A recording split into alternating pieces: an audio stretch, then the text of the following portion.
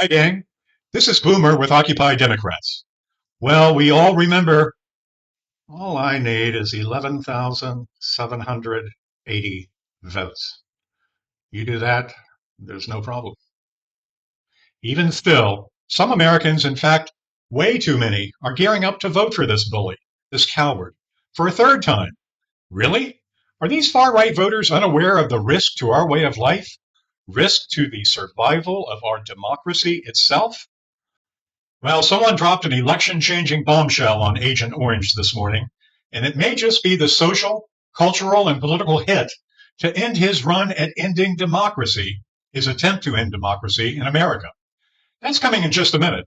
But first, Mara Gay of the New York Times editorial board discusses the unique connection between democracy and people of color with MSNBC's Ali Velshi.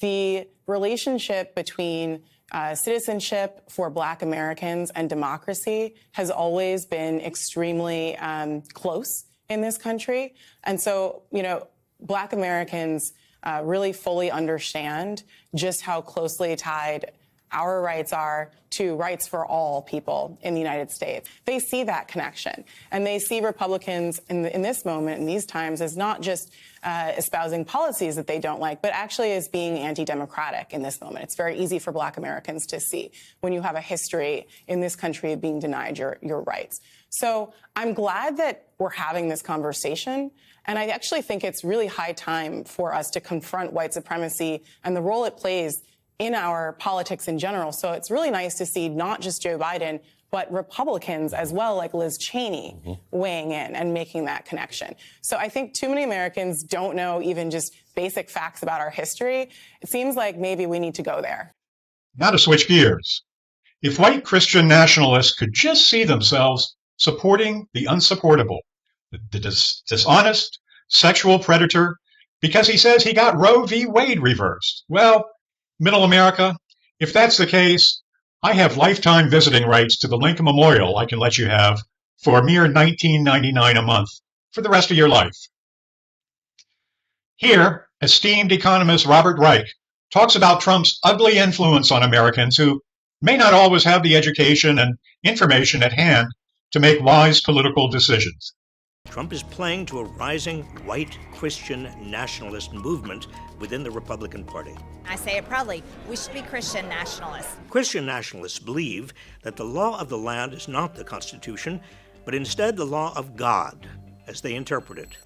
Trump's supporters are increasingly overt in their calls to replace democracy with a MAGA theocracy. The church is supposed to direct the government. We're meant to be a Christian nation. We should be a Christian nation. Welcome to the end of democracy.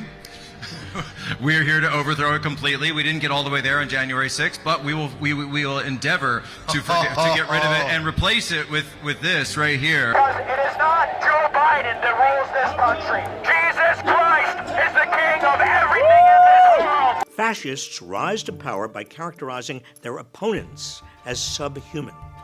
Christo-fascists take it a step further by casting opponents as not just subhuman, but actually demonic. People like Nancy Pelosi, she's a demon. Framing opponents as enemies of God makes violence against them not only seem justifiable, but divinely sanctioned and almost inevitable. When we take power, they need to be given the death penalty. And these people that are suppressing the name Christ and suppressing Christianity, they must be absolutely annihilated when we take power. The framers of the Constitution were adamant that religion had no role in our government.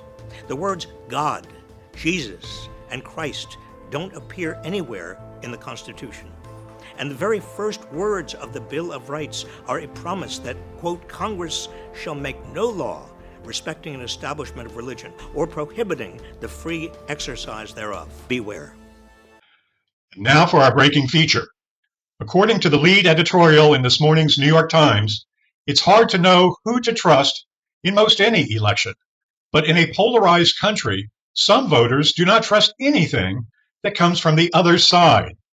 Well, that's why the criticism we are about to see from 91 people who worked for Trump, who once supported him, lifelong Republicans, family members, world leaders, you name it, is so very damning, so very, very striking.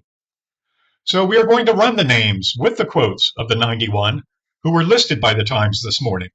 Its editorial board has certainly made its case that Trump is unfit to lead, and here now are the views of his own people.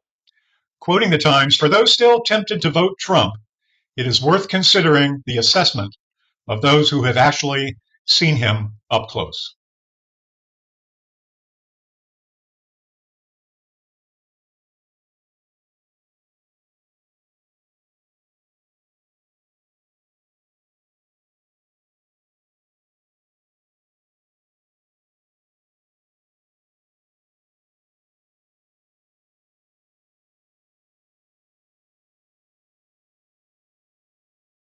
Well, this is Boomer, and this Boomer hits different with Occupy Democrats.